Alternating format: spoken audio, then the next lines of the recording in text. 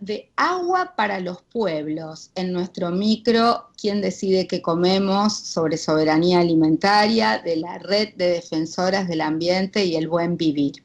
Para esto la hemos invitado a Patricia Agosto.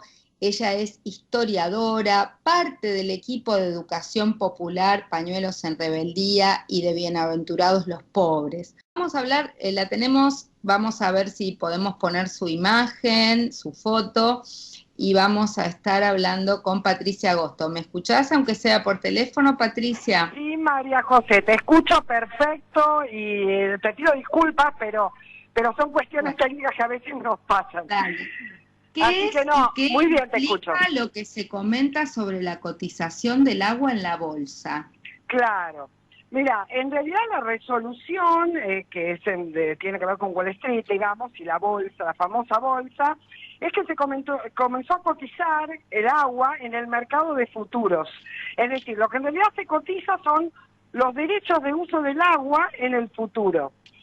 Son contratos que se establecen entre personas o entre empresas que no requieren la entrega física del agua y que en este punto entonces son puramente financieros. Es como pensar cuánto va a valer el agua en 10, 20 años y en función de eso nosotros hacemos un contrato hoy con un valor que proyectamos que va a tener el agua dentro de 10 años, suponete.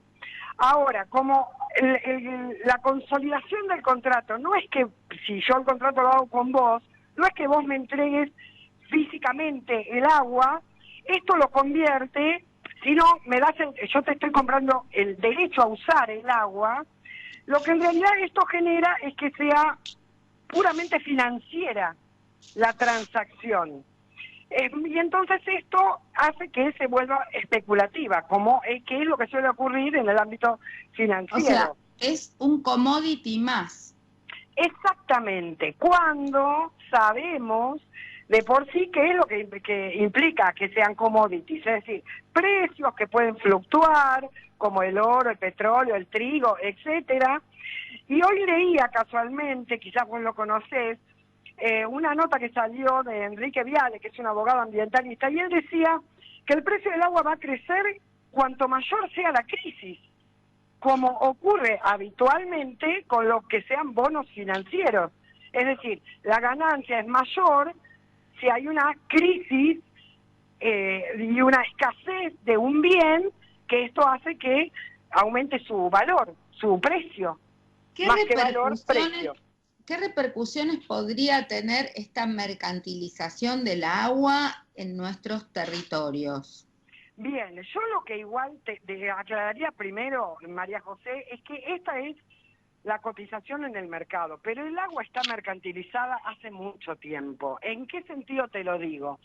En el sentido, y en esto quizás podemos charlar un poquito de esta campaña de agua para los pueblos, porque la realidad es que el modelo extractivista, y por ejemplo, para poner un ejemplo dentro del modelo de las grandes corporaciones mineras, utilizan el agua como un bien mercantil. Es decir, no se está pensando que es un bien común, no se está pensando que es un derecho humano, sino que la realidad es que se lo ve como una mercancía. Cuando nosotros, quienes venimos siguiendo el tema del extractivismo, hablamos de mercantilización de la naturaleza, hablamos de esto, de que los distintos bienes que deberían ser bienes comunes, porque son bienes naturales, pero que hacen a la humanidad como comunidad, en realidad estamos hablando de eso, que hay empresas que privatizan estos bienes para utilizarlos en función de la acumulación de capital.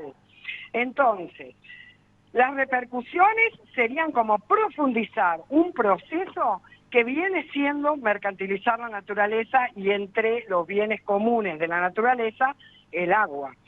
Es decir, es una profundización. Lo que va a ocurrir es que el agua va a estar concentrada, si se toma en este sentido especulativo que decíamos, va a estar concentrada en pocas manos, que también es lo que pasa en algún sentido en el modelo extractivo, en pocas manos, que en general son corporaciones transnacionales, y se va a alejar muchísimo el agua de esa declaración de la ONU, creo que estabas hablando de eso cuando recién me comunicaba, del 2010, donde considera que el acceso al agua potable y el saneamiento es un derecho humano.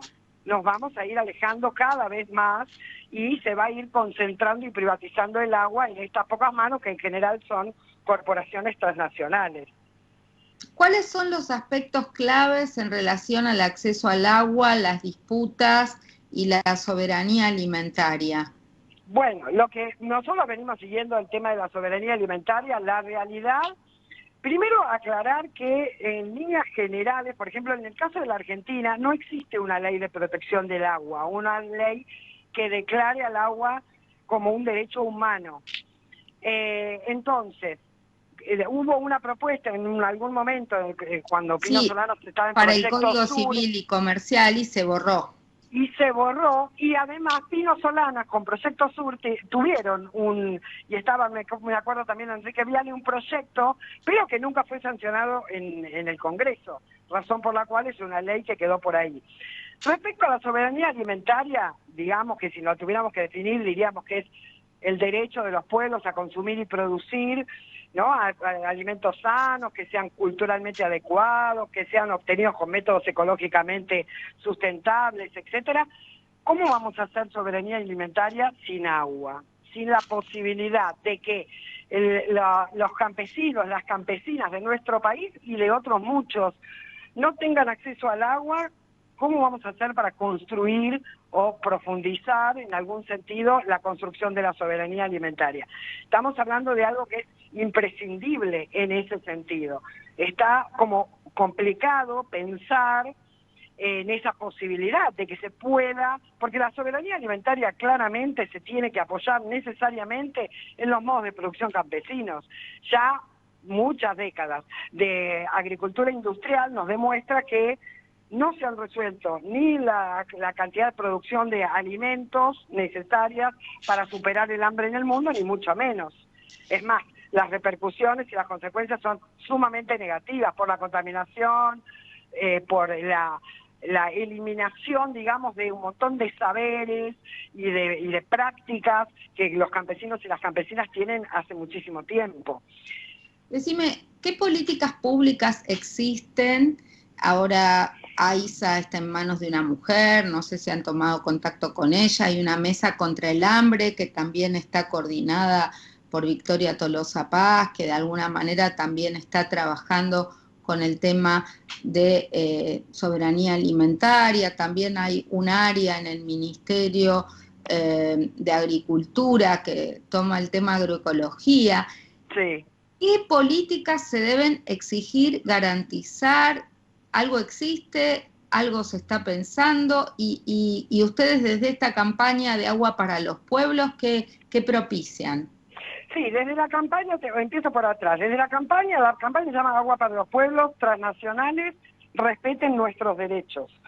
Digo porque eso tiene que ver con, bueno, son 4 países, somos 4 de los países que formamos parte de esa campaña, a partir de un proyecto que trabaja el tema de los derechos humanos y las empresas transnacionales, y entonces lo que propicia es en realidad demostrar cómo las empresas transnacionales, fundamentalmente mineras, pero no únicamente, se apropian de este bien común que es el agua, y cómo las comunidades tienen muchísimo más trabajo para poder subsistir y para poder autodeterminarse a partir de esa apropiación privada, digamos, del agua. Entonces, la campaña intenta visibilizar esa situación de que lo que están viviendo las comunidades campesinas, los pueblos originarios, fundamentalmente, aunque no tampoco exclusivamente, en relación a estas empresas que operan en sus territorios y que dejan consecuencias negativas. Y por otro lado, también escuchar a esas poblaciones,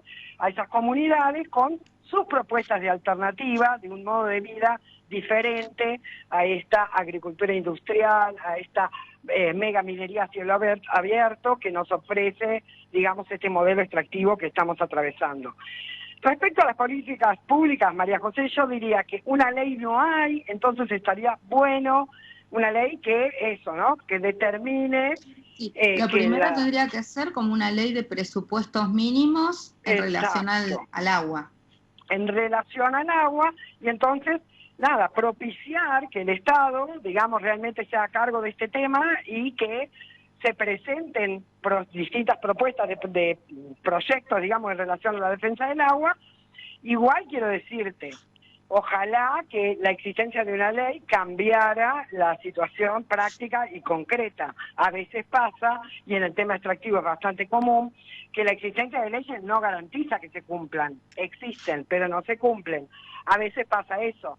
Pienso que tiene que ser vos decías, hay como varios sectores del Estado, bueno, es como un compromiso real y concreto, que más allá de que se promueva, se sancione la ley, que también, digamos, se la aplique, ¿no?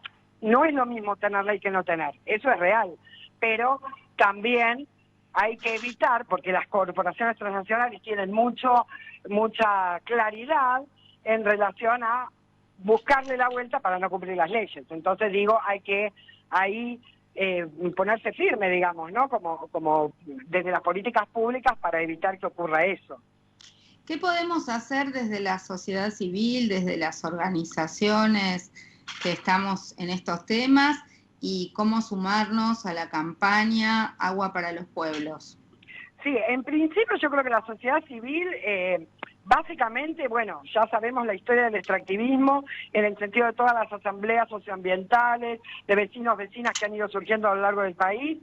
Esto es una resistencia frente a este modelo extractivo, porque proteger el agua necesariamente tiene que llevar a cuestionar el modelo extractivo, si no, no hay manera, aunque tengamos ley que la considere un derecho humano y un bien común, para que entonces propiciar estas leyes, que está bien propiciarlas para que se las reconozca en ese sentido, y básicamente en relación concretamente a la campaña es acercarse, es poder compartir. Sabemos que estamos en un momento sumamente virtual de nuestras vidas, entonces sumarse, ver la página, ahí hay muchos casos.